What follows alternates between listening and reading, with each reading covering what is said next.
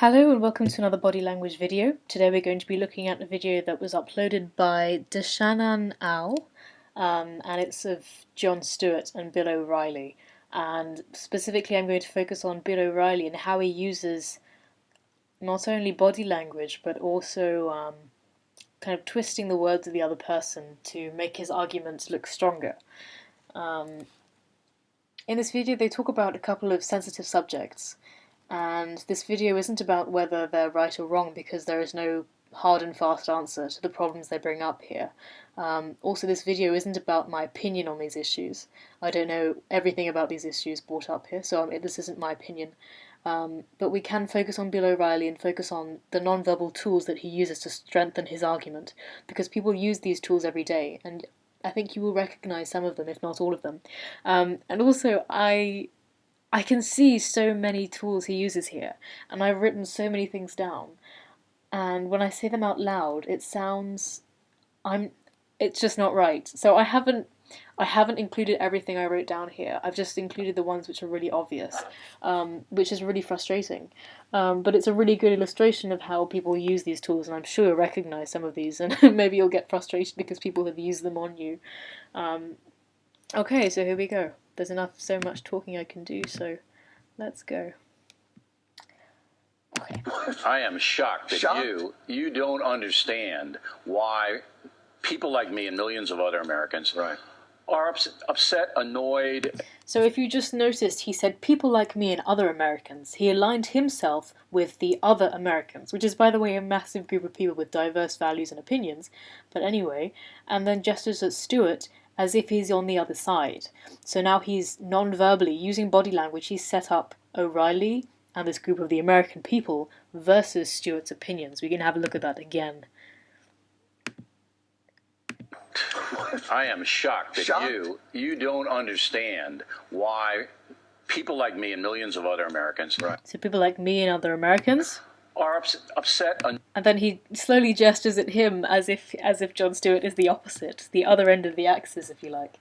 Annoyed and looking for answers that a guy like Common would be entertained at the White House. Look at the picture. It's hard not to blame us, but time forgives. In the shy where the young die often. Common traveled to Cuba, all right, to meet with Joanne Chesimard, who was convicted of killing a New Jersey state trooper. Common said, quote, "Damn, this was somebody who fought for my freedom."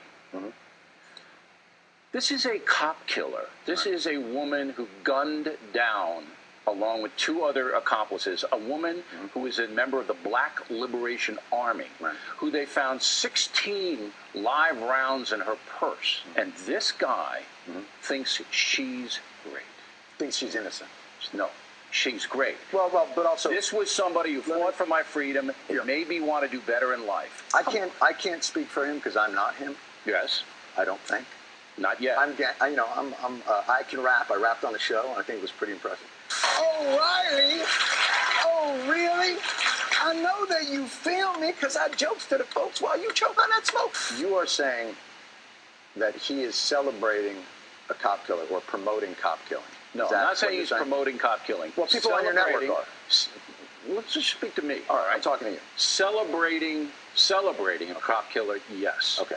Here's the only distinction I would make then, and I can't speak for him. What I think he's doing is not celebrating, but honoring someone he thinks was wrongly convicted of cop killing. I think he believes she was convicted unjustly. Okay. So if you just saw there, I'm just going to go back to someone that. He thinks was wrongly convicted of cop killing. I think he believes. So O'Reilly's eyes are closed when Stewart is giving an opinion contrary to his own. His lips here are pursed too. And well, now since O'Reilly has elected himself as being on the side of the American people in general, by this behaviour he's non-verbally giving the audience the signal that that Jon Stewart's answer is not satisfactory and we shouldn't agree with this opinion. She was convicted unjustly. Okay. Now, again, so that's fine. And if Common wasn't even born when this crime took place, thinks that based on nothing because the evidence is overwhelming, all right, he's entitled as an American to do that. The President of the United States, though, takes him into the House, all right, thereby validating him. Come on, that was a bad decision. You're saying, it was a bad decision. that by having him at the White House, that in essence was tacit approval of everything he's ever done. No. Just before I play the next bit, if you could please have a look at O'Reilly's right hand and see what he does now. To some extent. It validates him. All right, it elevates him as an individual, as a poet or whatever. Do you know how many poets would have liked to have been there? So if you notice, O'Reilly's right hand started at a very high position, kind of almost near his shoulders kind of area here. And then as he's speaking, his hand gradually gets lower and lower and lower until it slams on the table. And it fits very well with his words. It elevates him as a poet or whatever. Do you know how many poets would have liked to have been there? So gradually, sorry, I need to play that again because it was just so interesting to me. Because I didn't see it when I first watched this. But he uses different gestures with his hands, but overall his hand comes gradually down. No, to some extent, it really validates effective. him. All right, it elevates him as a down, poet or whatever. Down, Do you know down, how many down, poets would down, have liked down, to have been slam. there? So yes, it gradually gets lower. Not only does this give great symmetry to his argument, but it gives the impression that literally, hands down, case closed. What I argue is the truth is what he's non-verbally saying to me when I see this video. It also serves as a way of intimidating somebody as well. Think of how you would feel if somebody slams their hand on a table and asks you in a raised voice, do you know how many poets have been in the president's residence? This is the beginning of much more aggressive body language from O'Reilly, who's actually, when I start to play it now, you'll see O'Reilly is pointing his finger at Stewart for the first time in a very accusing manner. Let me ask you a question. No. Let me ask you a question. Right. Why was he selected, in your opinion? Why did he get that honor, in your opinion? Because I think if you just noticed, he just asked Stewart one question, demanding him to answer how many poets have been at the White House, and then abruptly stopped Stewart mid-thought, while he was responding, to ask a second question straight away, without giving Stewart time to answer. Let me show you that again from 2:26 so you get a full view of that. This is really effective to intimidate somebody. Tacit approval of everything he's ever done. No. To some extent. It validates him. All right, it elevates him as a poet or whatever.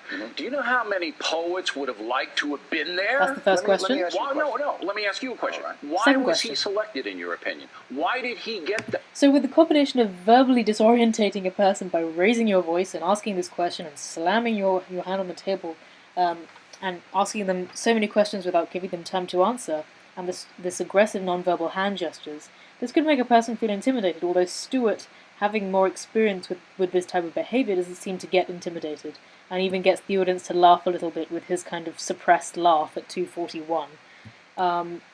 Okay, carrying on. That honor, in your opinion?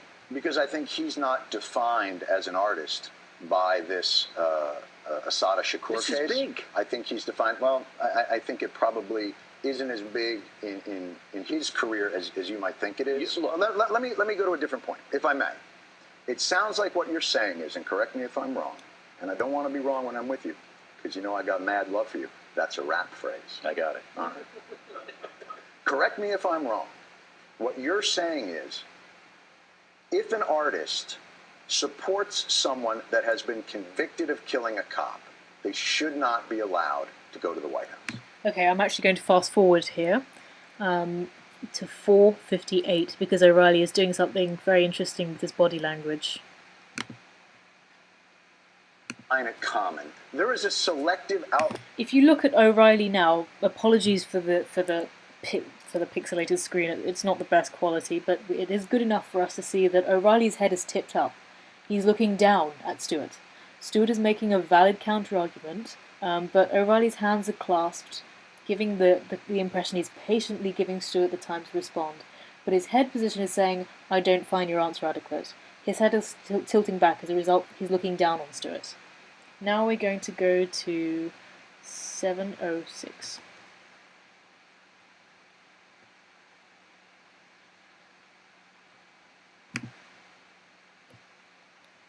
Every time I come here, you make me president of the United States. It's insane, I know, but all right. So you're sitting there, and you know on your... Actually, this bit is for Jon Stewart. He does something which I've seen a lot of people do. Just pay attention to what Jon Stewart's behaviour suddenly becomes like. It's insane, I know, but all right. So you're sitting there, and you know on your resume, okay? So Riley really wants to drill a point to Stewart, but Stewart really turns away, so eye contact is broken. He slaps his hand on the table in an impatient or mock-bored kind of way, and I've seen lots of people do this, and obviously it's a way of saying non-verbally, you know, I don't find what you're saying adequate or interesting, and I don't want to listen to you. You already have Reverend Wright. You got Bill Ayers, okay? And then a guy named Common comes in, and you know... You mean that Fox News has all already of these put things. these people as... They basically connected the dots as though these are the most influential people in my You life. have a history of associating with dubious people. You know that... So again, O'Reilly, when he says you have a history of associating with dubious people, again he's ingraining the us and them complex to the audience. Stewart only voiced the opinion he thought was in Common's mind if you watch the video. He's only saying, I think this is what Common might have thought. But Stewart is labelled by O'Reilly as the immoral man who sympathises with people who kill cops. Now obviously cops protect society. The audience respects cops and therefore doesn't respect people who sympathise with cop killers. And O'Reilly, non-verbally and verbally, has set himself up as the more moral person, who is, of course, on the side of the cops and the American people. So I'm not going to go through the whole video. Obviously, like I said, I haven't included everything I saw because, frustratingly, I just don't know how to express it, but these are a couple of them. If you want to watch the whole video, it's posted by Bishanan Owl, and it's 14 minutes and 24 seconds long. If you type in Bill O'Reilly, Jon Stewart, it'll come up. Anyway, hope you enjoyed it. Thanks.